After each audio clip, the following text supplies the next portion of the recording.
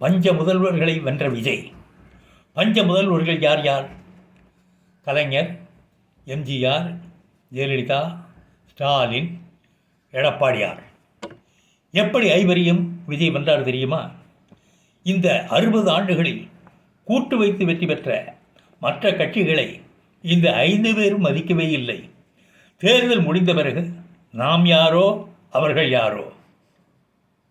Minority என்பதால் சிறு கட்சி தலைவர்களின் வீடுகளுக்கு சென்றார் என்று கூறுவார்கள்.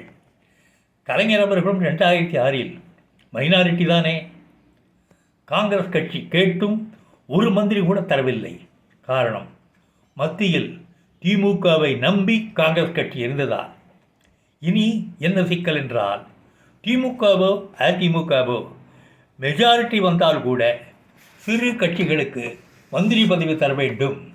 இனி சிறு கட்சிகள் திமுக அதிமுக 2 கட்சிகளிலும் கூட்டே வைக்காது என்றுதான் நான் நினைக்கிறேன். அதற்கு எடுத்துக்காட்டாக திருச்சி இடைத்தேர்தலில் தமிழக வெற்றிக் கழகம் அமோக வெற்றி பெறும். சிறு கட்சிகள் இனி அப்பாடா, திமுகவிலிருந்தும் அதிமுகவிலிருந்தும் தப்பித்தோம், வாழ்க விஜய் என்று மனதார பாராட்டுவார்கள். அதையும் நாம் பார்க்கத்தான் போகின்றோம்.